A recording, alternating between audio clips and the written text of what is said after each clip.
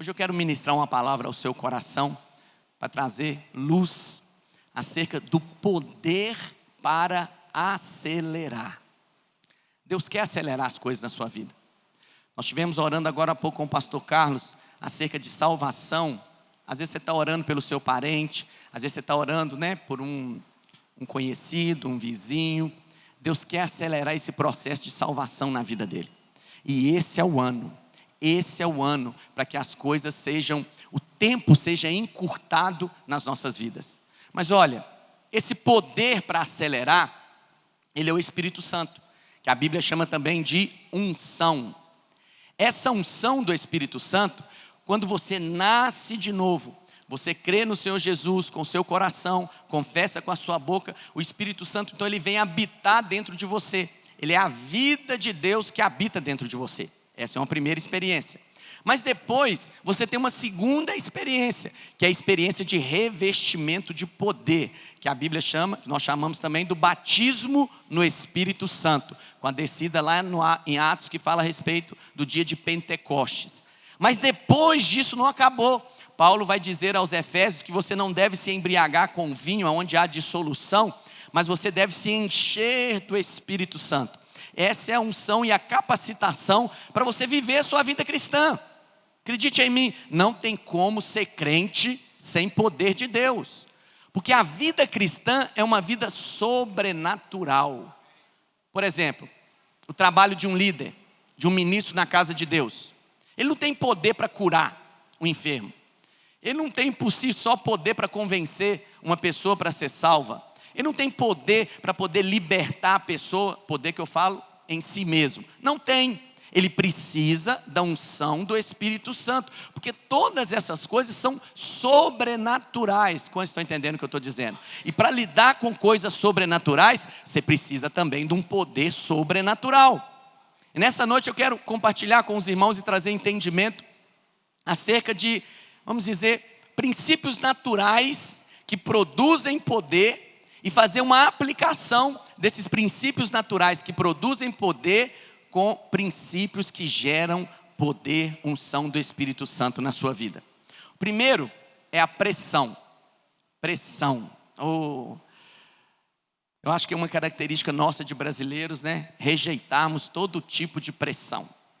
Nós queremos, temos relia de pressão.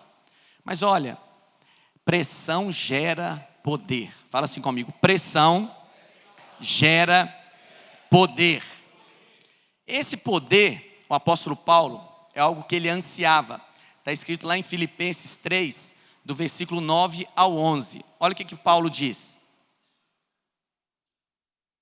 E ser achado nele aqui é em Cristo, não tendo justiça própria, que procede de lei, senão a que é mediante a fé em Cristo.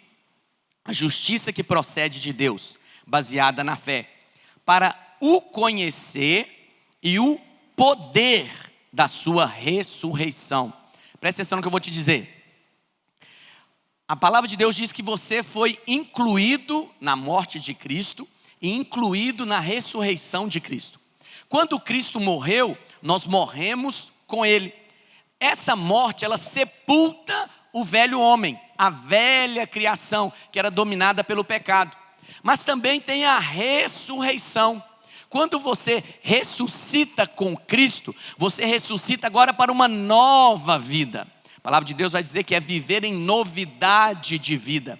E essa novidade de vida, que é a vida cristã, ela tem poder. É o poder da ressurreição. Você deve viver a sua vida debaixo desse poder da unção do Espírito Santo. E Paulo desejava isso. Vamos ver um outro texto acerca de Paulo. 2 Coríntios 12, versículo 9. Olha o que ele diz. Então ele me disse, a minha graça te basta, porque o poder se aperfeiçoa na fraqueza. Mas presta atenção. Essa fraqueza que Paulo está se referindo aqui, não é uma fraqueza do pecado. Eu sou fraco para o pecado. Não. Essa fraqueza que Paulo está se referindo aqui, é que eu não dou conta.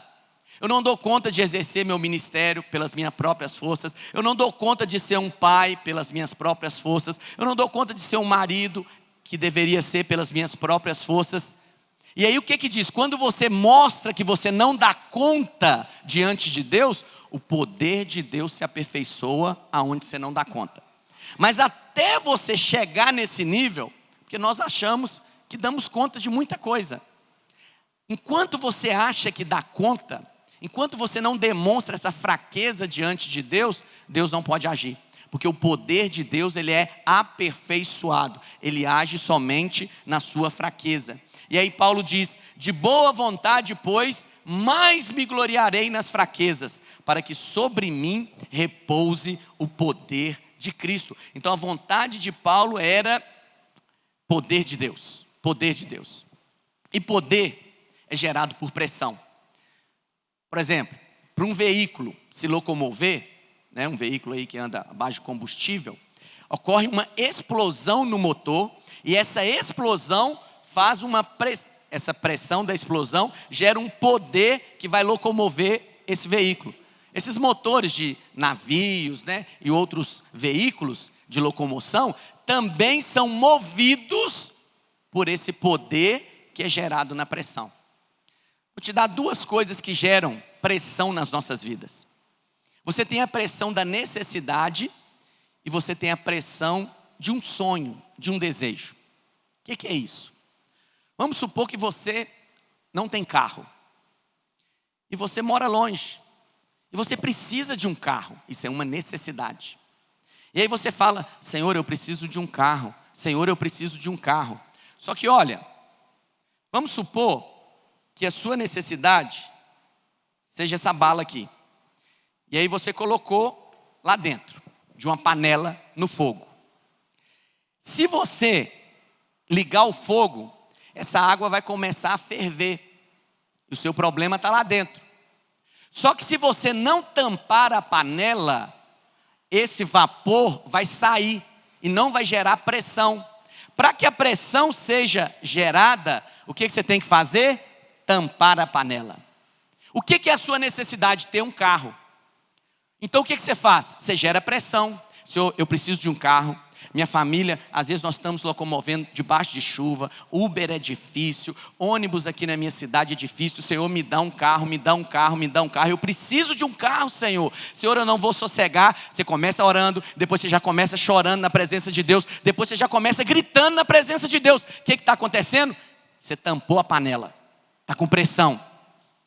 Agora se você fala assim, eu preciso de um carro, mas se vier, tá bom, se não vier também não tá. O que você faz? Está com a panela aberta. Não gera pressão nenhuma na sua vida. O que uma panela de pressão faz com o alimento? Ela cozinha até um músculo duro. Você coloca na água, né, coloca um músculo lá na panela de pressão, tampa a panela, aquela pressão que está sendo gerada ali vai produzir um poder que é capaz de cozinhar um alimento. Quantos estão entendendo o que eu estou dizendo? Essa é a necessidade. Ela gera pressão. Deus deixa você passar por necessidade, porque necessidade gera pressão na sua vida, e pressão na sua vida gera você a crescer em Deus. Mas se você destampa a panela, o que acontece? Você perde a pressão, perde a pressão. Tá, pastor? A necessidade. E o desejo? A pressão também pode ser gerada por um desejo. Vamos supor que você tem um carro, né? Um carro sem ar-condicionado, sem direção hidráulica. E aí você fala, Senhor, eu queria ter um carro melhor. Eu queria ter um carro, né, automático, com volante, né, elétrico, né, que agora é elétrico, né, com ar-condicionado. É um sonho, é um desejo. Mas você pode falar assim também, eu já estou com esse carro aqui mesmo, se vier tudo bem, se não vier também, amém. O que você fez? Destampou a panela. Se você perder essa pressão, Deus não vai fazer na sua vida. Agora, se você resolve tampar a panela e fala, Senhor, eu quero. Você pede hoje, você pede amanhã, você pede num período de jejum, você pede no segundo período de jejum, você começa orando, você começa pedindo, depois você já passa a chorar, você passa a gemer na presença de Deus, e essa pressão vai produzir poder em você. Como estão entendendo o que eu estou dizendo? Então é necessário tampar a panela. Fala com o seu vizinho, tampa a panela. Mas qual que é, né, a nossa tendência? Quer saber de uma coisa? Que é pressão na minha vida, não. Eu não, tá bom assim já, né, esse carro aqui já atende minha casa. E não andar a pé, tá melhor, pelo menos eu tenho perna para andar. Não é verdade? Isso é o quê? É gente que desvaloriza a pressão, que não usa a pressão, que não canaliza a pressão para poder promover poder na sua vida. Por exemplo, líderes de célula. Você pode ser um líder de célula, tá panela destampada ou sem tampa. Se a minha célula multiplicar, amém. Se não multiplicar também tá bom. Se visitante veio nessa semana, tudo bem. Se não vier também, amém.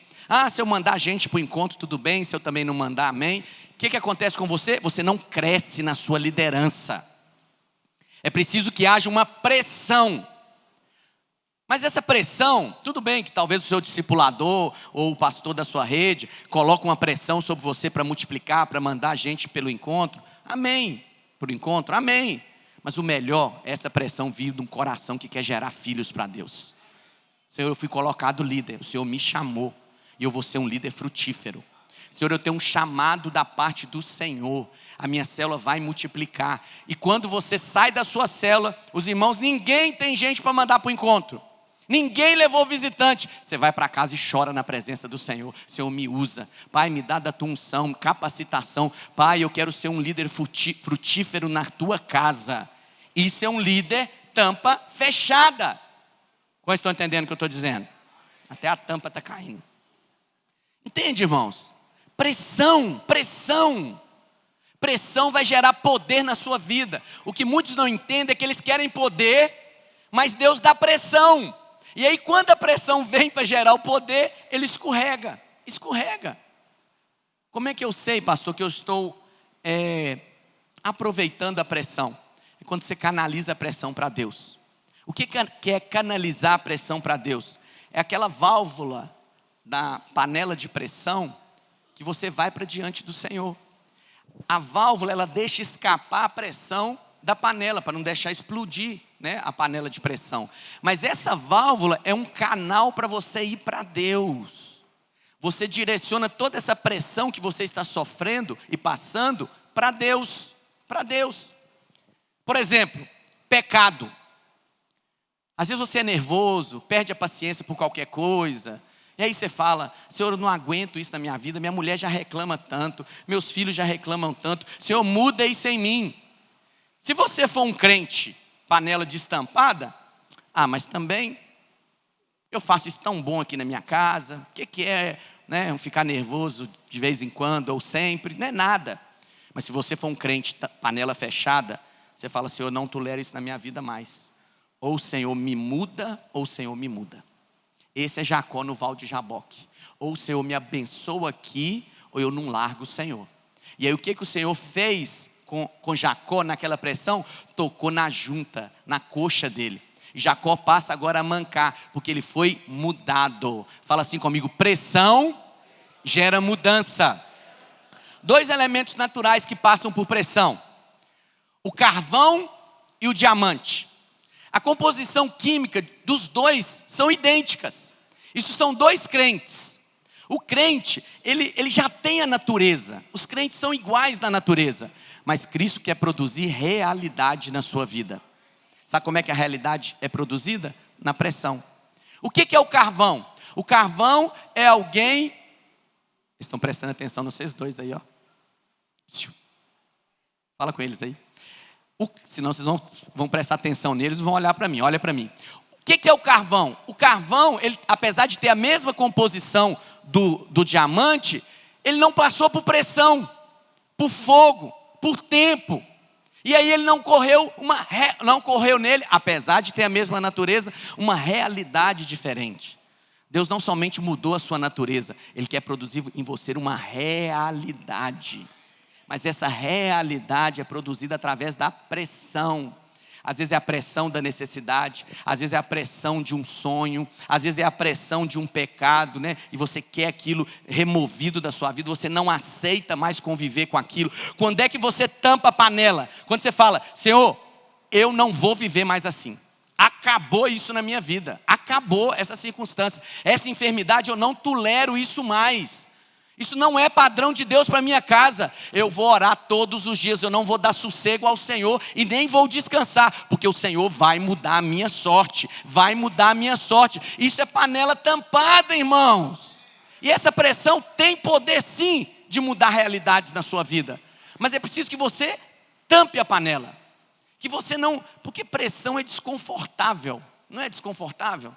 Nós queremos mais uma vida mansa, tranquila, mas olha, vida mansa e tranquila não é vida de poder de Deus, poder de ressurreição. Homens de Deus são homens que passam por pressão, por pressões e respondem adequadamente. Cada nível que você vai subindo diante do Senhor é um nível de pressão. Eu já falei para os irmãos acerca da nossa mentoria, né? Que nós estamos fazendo de segunda a sexta. Nós podemos ser pastores tampa aberta. A gente recebe a mentoria, os desafios. Eu falo, não, já está bom do jeito que está. Para que esquentar a cabeça? Eu falo, Senhor, eu quero ser um pastor de milhares. Se essa cidade o Senhor me deu, essa cidade é para ser uma igreja de milhares, milhares. E eu não vou descansar até que essa igreja cresça e avance. Ah, mas você está querendo fazer isso para o seu ego? Não me importa, mas que eu vou ser um pastor de igreja de milhares nessa cidade, eu vou. Isso é o quê? Pressão, tampa fechada, panela fechada. E essa pressão é um impulso para te jogar lá na frente. Mas se você não responder adequadamente, o que é responder adequadamente, pastor? É ir para o Senhor, é se aproximar do Senhor em oração, em busca, em intensidade. O Senhor não move na sua vida, mas o Senhor quer mover. E essa pressão que você está vendo aí, filho, você vai sair dessa noite aqui tampando essa panela na sua vida. Isso que tem se arrastado no seu casamento, na sua vida pessoal, na sua vida financeira, vai acabar hoje. Você vai falar, Senhor, eu tampo essa panela da minha vida, Senhor. E a pressão vai subir, mas eu creio que isso vai ser resolvido na minha vida. Amém? Essa é a pressão. Há uma vontade de Deus em gerar poder na sua vida. Vamos ver alguns exemplos? Abre lá para mim 1 Samuel 1. A partir do versículo 9. Ana. Vamos ver a história de Ana. O que a palavra de Deus nos diz acerca de Ana? Após terem comido e bebido, Ana, deixa eu contar aqui antes para os irmãos. Eucana tinha duas mulheres, Penina e Ana. Penina gerou filhos para Eucana. Ana não, Ana era estéril. E a Bíblia diz que ano após ano, Eucana ia até Jerusalém, porque o povo ia adorar o Senhor em Jerusalém, no templo. E Ana e Penina ficavam pegando no pé de Ana. Eu tenho filhos e você não tem. E Ana orava, Senhor, me dá filhos, me dá filhos. Mas chegou um dia que Ana tampou a panela na vida dela. E ela falou, Senhor, ou o Senhor me dá filhos ou eu morro. E olha o que aconteceu. É essa parte que eu quero ler com os irmãos. Após terem comido e bebido em Siló, estando Eli, o sacerdote, assentado numa cadeira, junto a um pilar do templo do Senhor, levantou-se Ana e com amargura de alma orou ao Senhor e chorou abundantemente. E fez um voto dizendo, Senhor dos exércitos, se benignamente atentares para a aflição da tua serva, e de mim te lembrares, e da tua serva te não esqueceres, e lhe deres um filho varão, ao Senhor o darei por todos os dias da sua vida, e sobre a sua cabeça não passará navalha. Demorando-se ela no orar perante o Senhor, passou Eli a observar-lhe os movimentos dos lábios, porque ela nem estava expressando algo audível, mas estava balbuciando, e ele interpretou mal, porém não se lhe ouvia voz nenhuma. Por isso Eli a teve por embriagada, e lhe disse, até quando estarás tu embriagada? Aparta de ti esse vinho. Porém Ana respondeu, não, Senhor meu, eu sou mulher atribulada de espírito, não bebi nem vinho nem bebida forte, porém venho derramando a minha alma perante o Senhor. Ana chegou lá com a panela fechada, era uma mulher cheia de pressão, mas ela foi canalizar a sua pressão para o Senhor. Não tenhais, pois, a tua serva por filha de Belial, porque pelo excesso da minha ansiedade e da minha aflição é que tenho falado até agora. Então lhe respondeu Eli: vai-te em paz, e o Deus de Israel te conceda a petição que lhe fizeste. E disse ela: ache a tua serva mercê diante de ti. Assim a mulher se foi seu caminho e comeu, e o seu semblante já não era triste. E se seguindo a história, você vai ver que Eucana deitou com Ana e ela ficou grávida de Samuel, do profeta Samuel. Olha o que a pressão gerou nessa mulher. O Senhor tem me dito, enquanto eu estava orando pelos irmãos nesse culto, que tem pessoas aqui que ainda não receberam do Senhor, porque não estão canalizando a pressão. Você está aceitando coisas na sua vida que você não devia aceitar. Por causa de um comodismo, talvez por causa de uma incredulidade, por causa de um desgaste do tempo, já estou esperando isso, não sei o motivo. Mas olha, você veio aqui para escutar uma palavra da parte de Deus, tampa a sua panela, coloca pressão nisso, e o Senhor tem prazer em te responder. Mas quanto isso é importante para você? Porque enquanto você está convivendo, porque infelizmente nós seres humanos somos adaptáveis, né? Estou me lembrando de uma pessoa aqui, que estava com um problema na perna, e ficou anos com problema, e um problema que podia ser resolvido, só ir fazer uma cirurgia, mas adaptou, a outra está boa, o que tem essa aqui? Entende? Não faça isso, não faça, não viva uma vida aquém da vida que o Senhor tem para você. O Senhor tem sim um casamento abençoado, o Senhor tem sim filhos ungidos, comprometidos com o Senhor, o Senhor tem sim uma vida próspera para você, um conforto, uma casa própria, um automóvel. O Senhor tem sim prazer em satisfazer os desejos do seu coração, mas é preciso que você coloque pressão nisso, que você vá ao Senhor e fala: Senhor, eu vou clamar, e mesmo que me interprete mal, como Ana fez, me tenha por embriagado, louco, sei lá o que, mas eu vou clamar. Sabe o que é bom na pressão? Que a pressão também ela mostra realidade. Nós temos a tendência de falar assim, né? Quando você está debaixo de uma pressão: não, isso é porque ele está vivendo um momento de pressão, mas ele não é assim não. Não, ele é assim mesmo, porque a pressão mostra a realidade. Quando você está no bem bom, tranquilinho, você está ali, você consegue disfarçar, você consegue controlar a situação, mas quando você está debaixo de uma pressão, você vai demonstrar o que está dentro de você, realidade. Então, o que acontece na pressão? A pressão expõe o interior, mas olha, isso é bom para você, porque você fala: Senhor, né? Que aí você vê que em si mesmo você não tem nada bom, e você vai no Espírito, vai buscar o Senhor. Senhor, transforma isso na minha vida. Senhor, eu quero canalizar isso para o Senhor. Eu não quero canalizar, me explodir com pessoas, né? ou ser um murmurador, um reclamador, ou, né, ser uma mulher rixosa. Não, eu quero canalizar isso para o Senhor. E ao ver a minha realidade, ao expor a minha realidade até para si mesmo, ou para aqueles próximos de você, você vai diante do Senhor e fala: Senhor, muda essa história na minha vida. Muda essa história na minha vida. Não falou porque estava nervoso. Não, filho, falou porque estava dentro do coração. Porque Jesus falou: o coração, a boca fala do que o coração está cheio. Aí quando você: Senhor, muda meu coração. Pai, muda meu coração. Porque se o meu coração for mudado, mesmo diante da pressão, eu vou mostrar a realidade de homem e de mulher de Deus que eu sou. Quando dizem amém? Essa é a vontade de Deus para a sua vida. Que você saiba aproveitar a pressão. Aproveitar. Agora eu quero te falar um texto de Jesus, lá em Lucas 22, do 39 ao 46. Duas realidades. Jesus estava no Getsêmani, por ocasião, já estava próximo a ser entregue para ser crucificado. E aí Jesus dá uma orientação. E saindo foi como de costume para o Monte das Oliveiras, e os discípulos o acompanharam. Chegando ao lugar escolhido, Jesus lhes disse: orai, para que não entreis em tentação. Ele, por sua vez, se afastou cerca de um tiro de pedra, e de joelhos orava, dizendo: Pai, se queres, passa de mim esse cálice, contudo não se faça a minha vontade, e sim a tua. Jesus estava em pressão. Então lhe apareceu um anjo do céu que o confortava.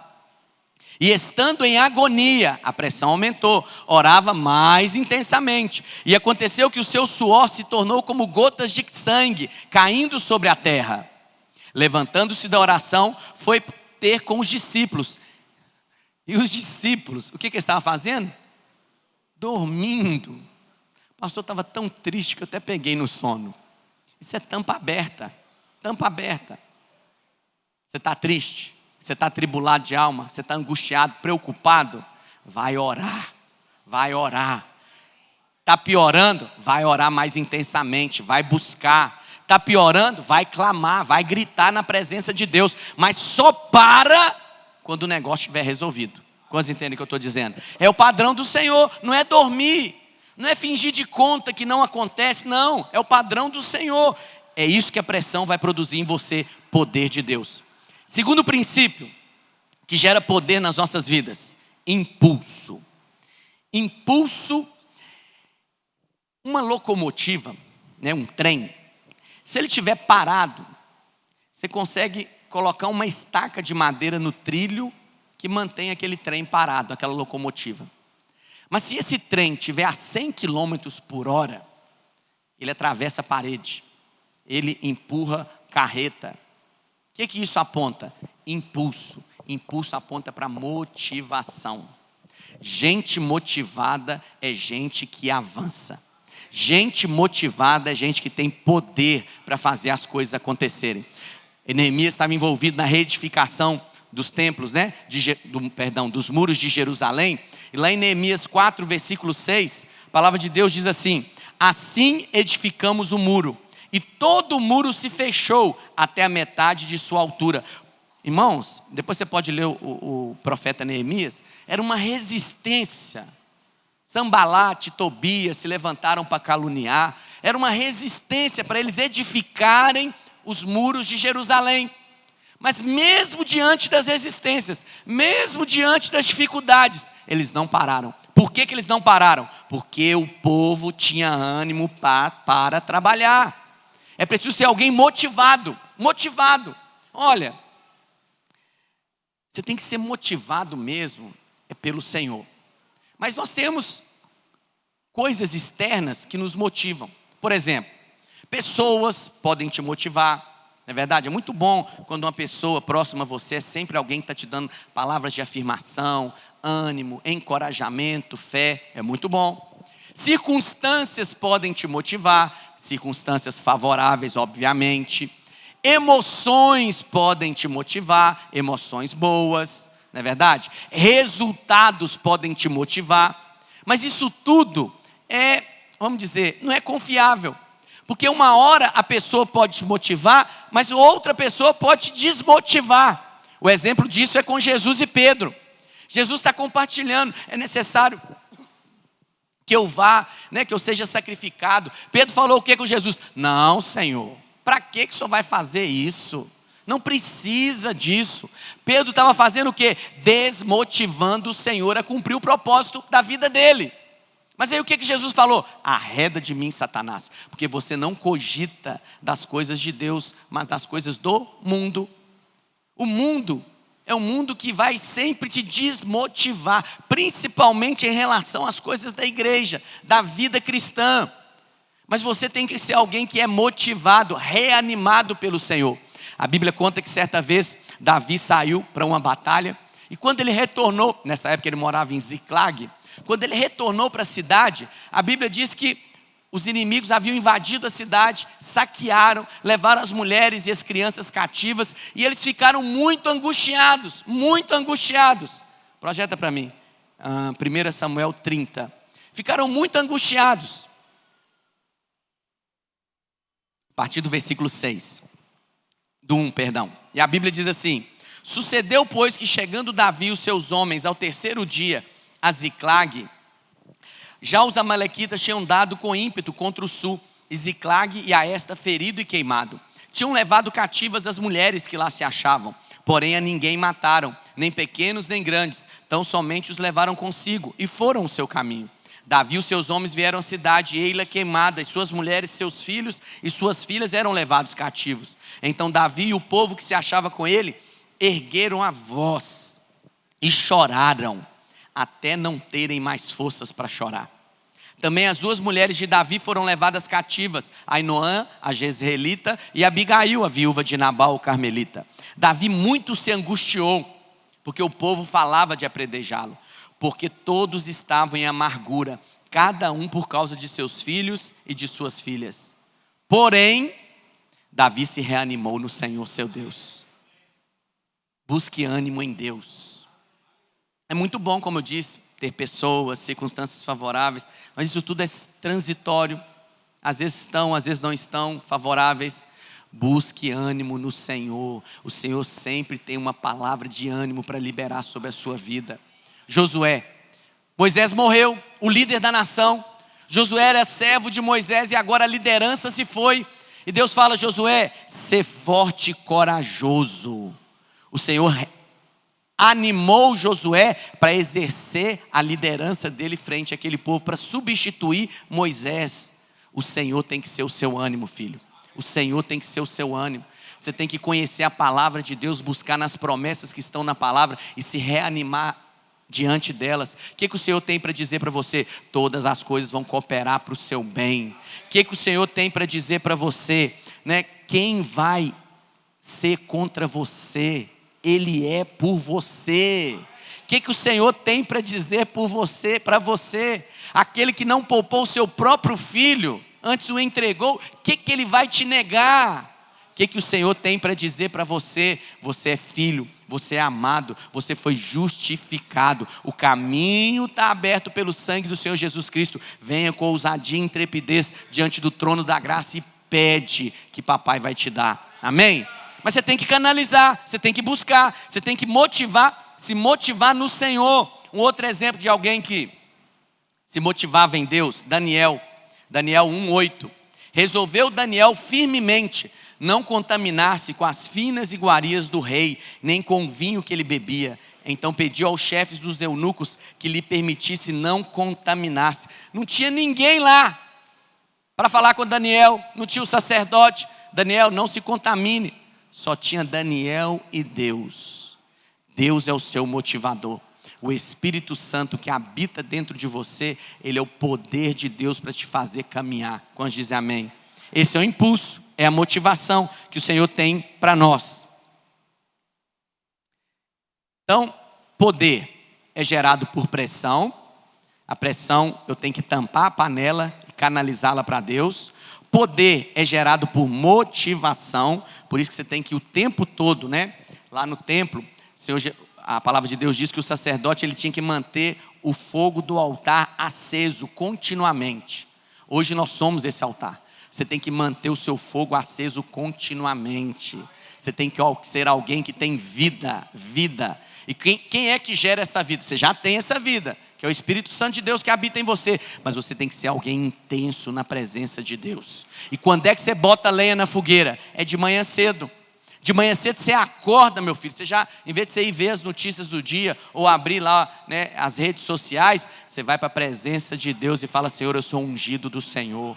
Eu acordei esse dia para andar em vitória, de cabeça erguida. A unção do Senhor está sobre a minha vida. A minha boca é boca ungida. Onde eu chegar eu libero a palavra e o ambiente se abre. Pessoas são tocadas através da minha boca, porque palavras ungidas saem dos meus lábios. Os meus olhos estão abertos para discernir, para perceber situações. Os meus ouvidos são sensíveis à voz do Espírito Santo.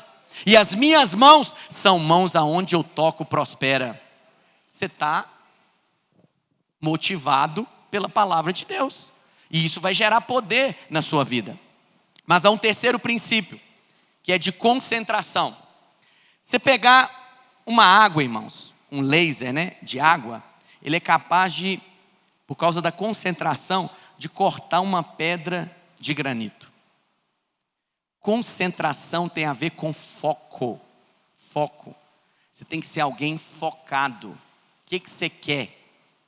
Às vezes você vai perguntar para a pessoa: ora por mim, o que você quer? Ora para eu ser abençoado. Não, o que você quer? Senhor, as pessoas chegavam para ele, falavam: o que você quer, meu filho? Eu quero ser curado, eu quero ver. Eu quero que o Senhor cure a minha filha. Eu quero que o Senhor vá lá e cure o meu servo. Você tem que ter foco na sua vida, porque foco é poder. Você não pode ser alguém que atira para todo lado. Porque quando você atira para todo lado e não tem alvo, não tem foco, você desperdiça poder. Você tem que ser alguém que tem um alvo. Porque o que acontece com o alvo? Qual que é o poder do foco? Ele te cega para as outras coisas. Você tem que ser alguém que tem a vida resolvida. Resolvida. Você é crente. Fala com a pessoa do seu lado, eu sou crente. Então crente tem um padrão de viver. Crente não é igual às pessoas do mundo. Crente não se mistura com escarnecedor. Crente não sente prazer nas coisas do mundo.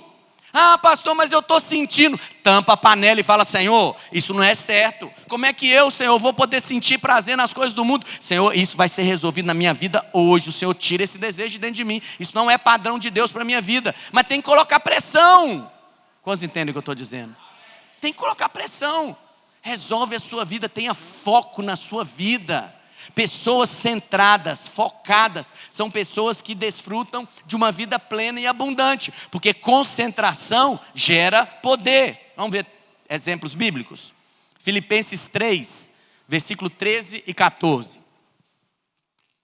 Olha o que a palavra de Deus vai dizer acerca do apóstolo Paulo. Filipenses 3, 13 e 14. Irmãos, quanto a mim, não julgo havê-lo alcançado, mas uma coisa faço, esquecendo-me das coisas que para trás ficam e avançando para as que estão diante de mim, prossigo para o alvo, para o prêmio da soberana vocação em Cristo Jesus. Esquece o passado. Ah, mas você fez isso comigo, né? Vamos dar o exemplo do casamento. Você fez isso comigo. Não, você quer ficar vivendo o passado ou você quer focar num futuro de graça no seu casamento? Você tem que definir a vida. Eu olho para o futuro, eu desfruto de um presente debaixo da graça de Deus, mas eu olho para um futuro de vitória, está me aguardando lá na frente. Você precisa focar para ser alguém que experimenta poder de Deus. Hebreus 12, 2.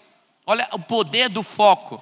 Olhando firmemente para o autor e consumador da fé, Jesus, o qual em troca da alegria que lhe estava proposta, suportou a cruz, não fazendo caso da ignomínia, e está sentado à destra de Deus. Eu olho para Jesus. Pedro está diante, Pedro está experimentando o poder de Deus ao andar sobre as águas. Qual é o homem que anda sobre as águas? Pedro, enquanto ele está focado em Jesus, ele está experimentando de poder. Mas na hora que ele resolve olhar para as circunstâncias adversas, o poder, ele destampa a panela. Ele começa a perceber e o poder vai se esvaindo dele, por causa de foco. Você tem que olhar para o Senhor, para o Senhor. Ah, mas estão dizendo isso de mim. Ah, mas essa circunstância não muda. Como é que Deus está agindo na minha vida? Eu olho para o Senhor, Ele é o consumador da minha fé. E Ele prometeu, isso vai acontecer. É nesse padrão que eu vou viver, é nessa fé que eu vou andar. E esse poder vai se manifestar na minha vida. Foco, foco. Foque a sua vida. O que você está precisando focar? Às vezes você não tem experimentado de sucesso na sua vida financeira, você não está focando. Uma hora você quer uma coisa, outra hora você quer outra. Às vezes você não está, até para orar, irmão, você tem que ter foco. Porque se você não tiver foco para orar, você começa a orar, você está orando, daqui a pouco você está orando pelas criancinhas lá da África. Não que você não tenha que orar, mas porque você está perdido. Nem a sua necessidade você sabe qual que é. Nem o que você está querendo você sabe, por causa de falta de foco. Foco é poder na sua vida. Amém? Foco é poder. Pressão é poder. Impulso, motivação é poder. Foco é poder. Quarta coisa que gera poder: constância. Constância é o teste. Fazer a mesma coisa sempre, sem cair na monotonia ou numa religiosidade. Constância. Você lidera a célula toda semana. Constância. Você ora pela sua célula todos os dias. Constância. Uma água só pingando numa estrutura de ferro, só por causa da constância, ela é capaz de fazer um buraco naquela estrutura. Constância. Constância tem poder. Constância é o quê? Perseverança. Perseverança. Vamos ver alguns textos bíblicos que falam sobre isso. O próprio Senhor Jesus disse isso, lá em João 15, 4 e 5. Permanecei em mim, permaneça, seja constante, e eu permanecerei em vós. Como não pode o ramo produzir fruto de si mesmo, se não permanecer na videira, assim nem vós o podeis dar, se não permanecerdes em mim. Eu sou a videira, vós os ramos. Quem permanece em mim e eu nele, esse dá muito fruto, porque sem mim nada podeis fazer. Esse é o ponto que todo homem tem que reconhecer. Não é que você tem algumas coisas que você pode fazer, não, é nada. Eu não posso fazer nada. Então o que eu faço? Eu miro o meu foco, eu alinho o meu foco e eu permaneço focado. Eu sou constante. Eu não sou como as ondas do mar, levada para um lado, agitada para um lado e para o outro. Eu não sou como alguém que um dia quer e o outro não. Não, eu sou como os meus irmãos lá da igreja primitiva. Como é que eram os meus irmãos? Atos 2:46. Diariamente, todos os dias, perseveravam, unânimes no templo, partiam pão de casa em casa e tomavam as suas refeições com alegria e singeleza de coração. Constância. Até culto de domingo você tem que ser alguém que vem no culto, todos os domingos. Todos os domingos, sabe por quê? Tomé faltou uma reunião. E o que aconteceu na reunião que Tomé faltou? Jesus apareceu. Jesus apareceu. Às vezes na reunião que você abre mão, é a reunião que vai manifestar o seu milagre. Você tem que ser alguém que tem constância nas suas disciplinas espirituais. Alguém que busca o Senhor em constância. Alguém que vai na célula. Um líder tem que ser constante no discipulado dele. Entende o que eu estou dizendo? Um pastor tem atividades que devem ser constantes na vida dele. Constantes. Eu tenho uma agenda que eu tenho que mantê-la na minha mente para eu ser constante e fazer o que precisa ser feito durante a semana, para que eu possa concluir a minha semana apropriadamente. Então eu não posso abrir mão, uma hora eu faço, uma hora eu não faço. Não, eu sou constante naquilo que eu tenho que fazer. Entende? Da mesma maneira você. Por que você não tem recebido determinadas coisas na sua vida? Porque por causa de inconstância. Inconstância, irmãos, é terrível. É muito ruim lidar com pessoas inconstantes. Tiago vai dizer isso, vamos ver um texto? Tiago 1, do 1 ao 8, diz assim a palavra de Deus. Tiago, servo de Deus e do Senhor Jesus Cristo. Às 12 tribos que se encontram na dispersão, saudações. Meus irmãos, tende por motivo de toda alegria o passardes por várias provações. Provação é pressão. Você pode ficar feliz de ficar na pressão. Sabendo que a pressão da vossa fé, uma vez confirmada, vai produzir em você perseverança. E essa perseverança não é uma hora eu estou perseverando, outra hora não. Ela vai ter uma ação completa. Eu vou ser perseverante até o fim, para que sejais perfeitos e íntegros, e em nada deficientes. Se porém, pastor, como é que eu passo pela pressão? Eu tenho essa circunstância na minha vida, eu preciso responder adequadamente. O que eu preciso? Sabedoria. Sabedoria. Irmão, você tem que ver Deus em tudo, você tem que enxergar a mão de Deus, seja qual for a circunstância, deixa o homem de lado. Vai para o Senhor. Senhor, o que eu tenho que responder nessa circunstância? Pai, me dá sabedoria para lidar com isso, é uma pressão que eu não sei. Se porém, algum de vós necessita de sabedoria, peça para Deus, que Ele vai te dar liberalmente, não vai lhe cobrar nada, e vai ser concedido. Peça, porém, com fé, em nada duvidando. Pois o que duvida é semelhante à onda do mar, impelida e agitada pelo vento. Não suponha esse homem que alcançará do Senhor alguma coisa. Homem de ânimo dobre, inconstante em todos os seus caminhos. Persevere. Como é que uma hora você quer, outra hora você não quer? Não, tem que ter clareza, clareza. Eu vou ter foco, eu vou perseverar nesse foco. Na minha perseverança eu sei que eu vou enfrentar pressões, mas eu vou responder adequadamente nessas pressões e eu vou manter meu coração motivado, porque eu sei que ao responder adequadamente ao meu Senhor, eu vou experimentar de vida plena e abundante. Pressão. Fala com o irmão que está do seu lado, aguenta a pressão, irmão. Seja firme.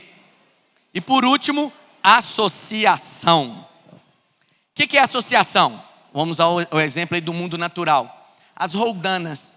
Então, por exemplo, se tem um peso de tonelada, né? Acontece muito, vou falar de construção civil. O cara quer subir um peso lá num prédio alto. E aí ele coloca uma roldana, ou outras roldanas, mais roldanas. E ao puxar, aquela roldana vai tornar aquele peso mais leve.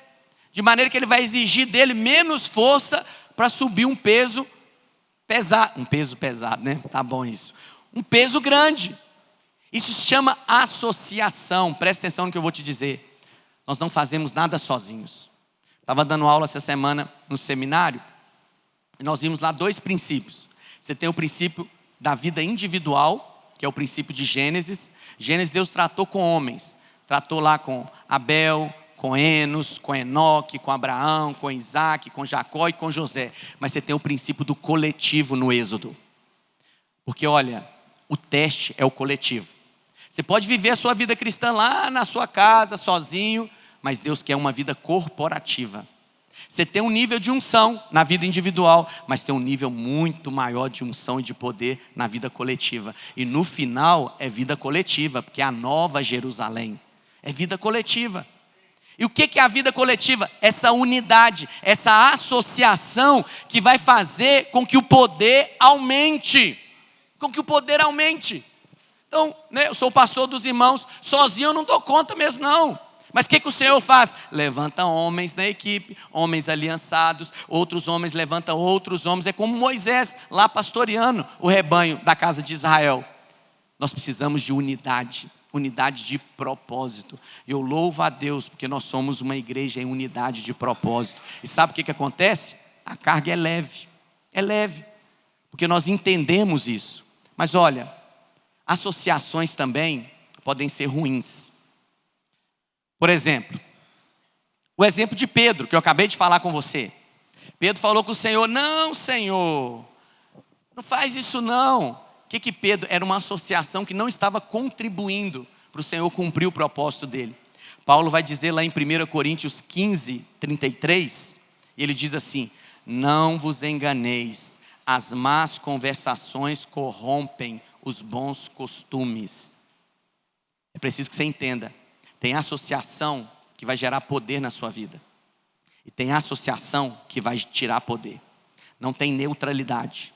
Quem não está gerando poder, está tirando poder de você. Você precisa saber com quem você vai se associar. Porque se você se associar adequadamente, isso é uma fonte de poder na sua vida. Olha o que a palavra de Deus nos diz lá em Levítico 26, 8. 5 de vós perseguirão a 100. E 100 dentre vós perseguirão a 10.000. Quer dizer, uma lógica humana, não tem como isso. E os vossos inimigos cairão à espada diante de vós. A associação. E aí o Senhor fala lá em Deuteronômio 32, 30.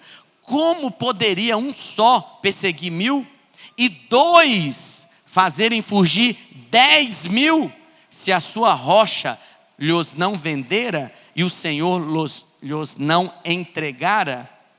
Associação. Você tem que ser alguém que busque a associação que gera poder na sua vida, mas você tem que ser alguém também que aqueles que se associam a você, você vai gerar poder na vida deles. Um exemplo disso é Filemon. Projeta, por favor, Filemon 7. É só um capítulo, então versículo 7. Olha o exemplo de Filemon. O que Paulo fala de Filemon? Filemon 7. Pois, irmão, tive grande alegria e conforto no teu amor, porquanto o coração dos santos tem sido reanimado por seu intermédio. Seja uma pessoa que aqueles que se associarem a você, seja por causa do discipulado, seja por causa da convivência da célula, elas serão pessoas que vão receber poder através da sua vida. E para encerrarmos, queria chamar os irmãos do louvor aqui. Tem uma história aí bem interessante sobre unção. Porque vida cristã é vida de manifestação de poder. Nós não podemos viver uma vida natural, irmãos. Você não pode querer viver uma vida da mesma coisa do homem que não tem Deus, que não nasceu de novo, do ímpio, e ficar no mesmo nível dele. Uma que você não vive na mesma esfera que ele vive. Porque o reino tem uma questão de esfera. Então, por exemplo, A rainha da Inglaterra, ela tem a esfera do reino dela lá no território da Inglaterra.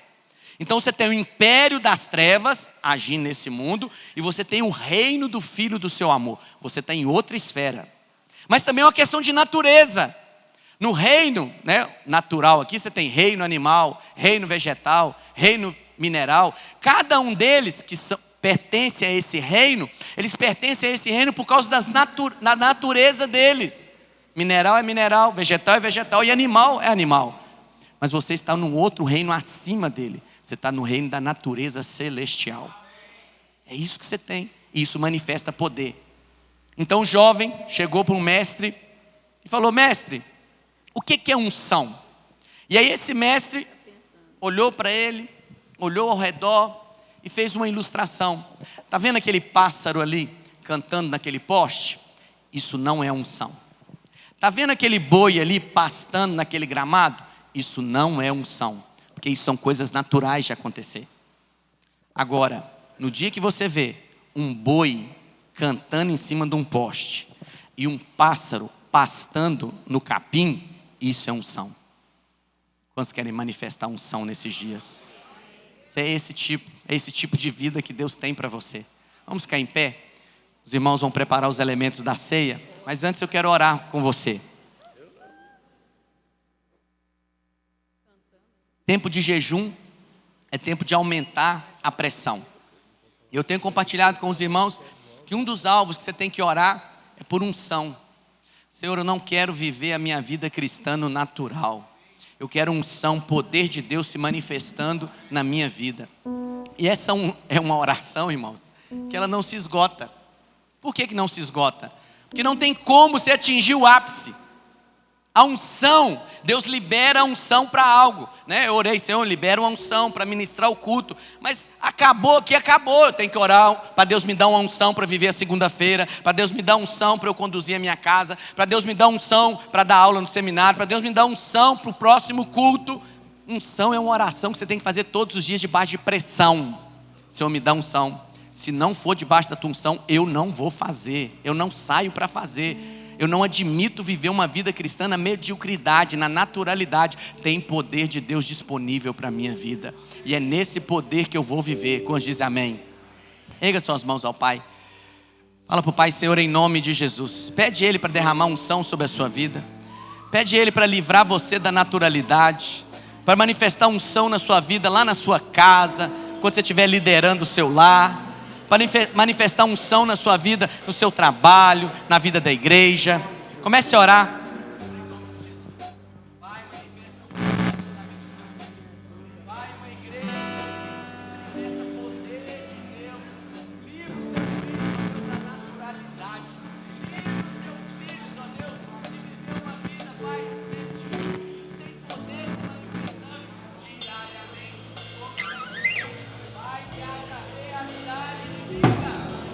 Pai, eu declaro que os meus irmãos, eles resolvem, ó Deus, viver a pressão, tampar a panela. Pai, debaixo dessa pressão, eles irão responder adequadamente. Pai, eu declaro que os meus irmãos são motivados, ó Deus, têm um coração incendiado pelo Senhor todos os dias, todos os dias. Pai, eu declaro que os meus irmãos são homens e mulheres focados, centrados, homens e mulheres, ó Deus, focados no Senhor. Pai, eu declaro, ó Deus, que os meus irmãos são irmãos perseverantes, homens que são constantes na sua caminhada. Pai, os meus irmãos são pessoas, ó Deus, que se associam, pessoas que andam em unidade, pessoas, ó Deus, que juntas desfrutam de um poder exponencial da unção do Espírito nas nossas vidas e através de nós, em nome de Jesus. Fala assim comigo: eu creio que nestes dias a unção do Espírito tem sido derramada sobre a minha vida. Eu creio que essa unção tem sido transbordante, abundante, e eu vivo uma vida sobrenatural. Aleluia. Agora, por um instante, feche seus olhos. Eu queria fazer um apelo. Você que tem vivido a sua vida no natural, você fala assim: pastor, eu nunca experimentei de algo sobrenatural.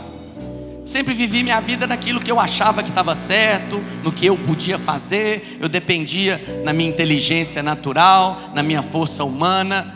Mas eu quero experimentar do poder de Deus. Eu quero experimentar desse poder sobrenatural que eu não entendo, mas eu sei que existe. Tem alguém que gostaria de receber essa oração nessa noite? Erga sua mão. Erga sua mão que eu quero orar por você. Quero orar pela sua vida e declarar esse poder de Deus se manifestando na sua vida. Se você faz parte da vida da igreja, você está próximo dessa pessoa, conduza essa pessoa até aqui à frente. Nós vamos orar por ela, declarar que o Senhor Jesus Cristo é o Senhor e Salvador. Declarar isso, confessar com a boca, e o Espírito Santo, que é a vida de Deus, vai habitar dentro do coração dessas pessoas. Mas também vai haver manifestação, revestimento de poder e autoridade em nome de Jesus. Pedi os pastores para orar. Esperar os irmãos virem aqui na frente. Quero fazer uma oração primeiro com você. Aleluia. Aleluia.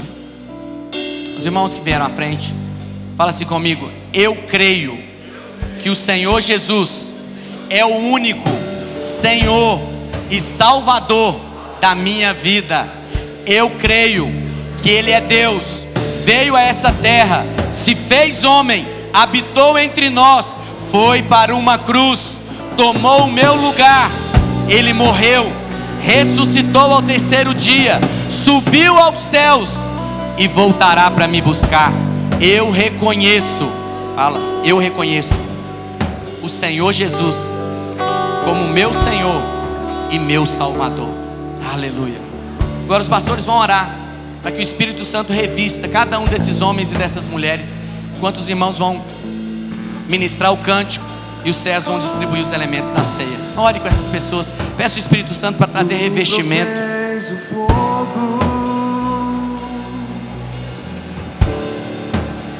E eu sacrifício sou, de tudo vens Espírito, e eu me abro por inteiro. Enche-me, Deus, enche-me, Deus, enche-me, enche-me, Deus, enche-me, Deus, enche-me, Deus, enche-me.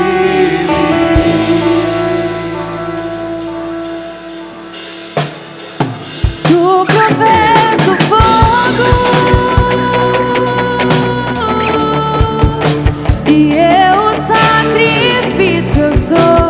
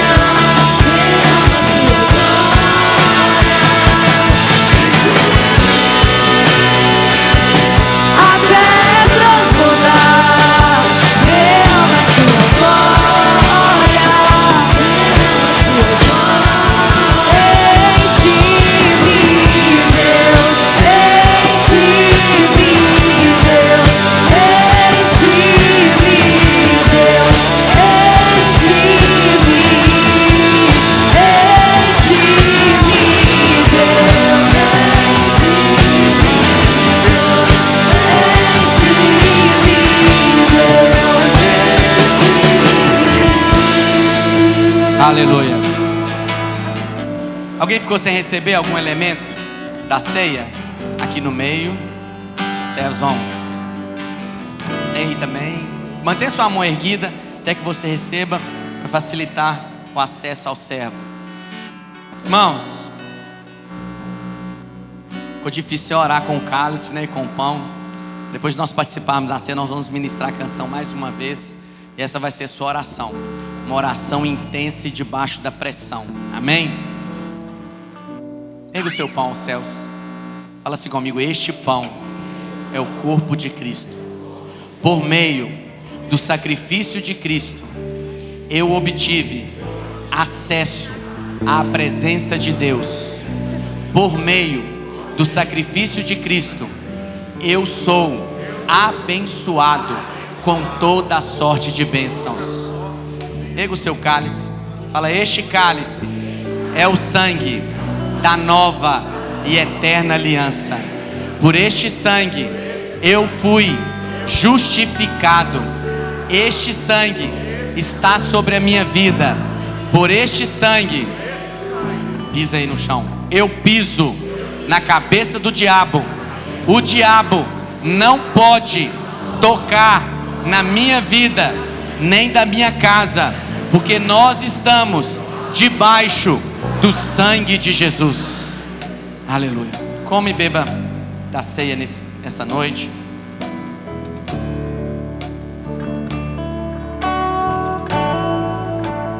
Tu provens o fogo. Por meio desse sacrifício, E eu aconteceu duas coisas. sou. Aconteceu duas coisas, presta atenção aqui em mim. A primeira é que você pode agora entrar no Santo dos Santos. O véu foi rasgado. Mas a segunda coisa é que Deus pôde sair para habitar dentro de você. Você tem a vida de Deus. E é nessa vida de Deus que você vai cantar agora. Vai falar: Senhor, me enche nessa noite. A unção disponível para a minha vida. A unção de ontem ficou ontem. Eu quero a unção de agora. Vamos ministrar isso ao Senhor. Tu Provês o fogo, meu sacrifício sou. Tu provens Espírito, me abro por inteiro. Enche-me, Declara isso. Deus, enche-me, Deus, enche-me.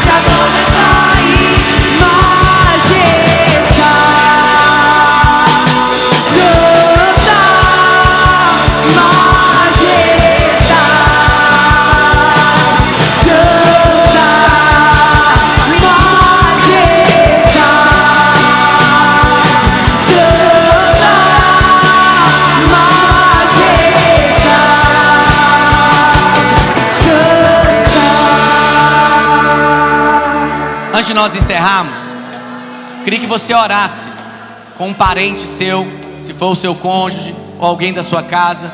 Se não tem ninguém da sua casa aqui, olha para o lado aí, homem com homem, mulher com mulher. Você vai ministrar a unção de Deus sobre a vida desse familiar. Se é o seu cônjuge, é melhor ainda. Você vai orar: mulher, você é bendita do Senhor. Eu ministro a unção sobre a sua vida. Você é uma mulher ungida, uma esposa ungida, uma mãe ungida. Eu declaro sobre a sua vida que você conduz os nossos filhos sobre a unção do Espírito Santo. Comece a abençoar.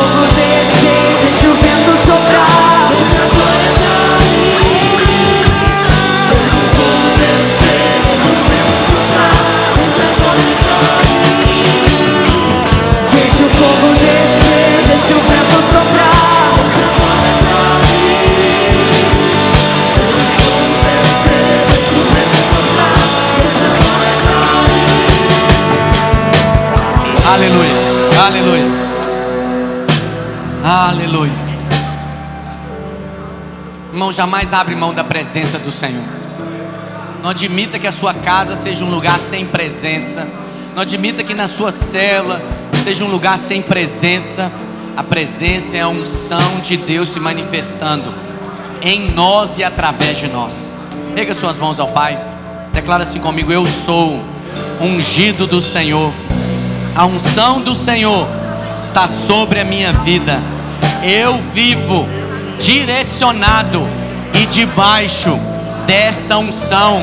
Eu não abro mão da unção do Espírito Santo sobre a minha vida, em nome de Jesus. Você pode ministrar o Senhor, aleluia.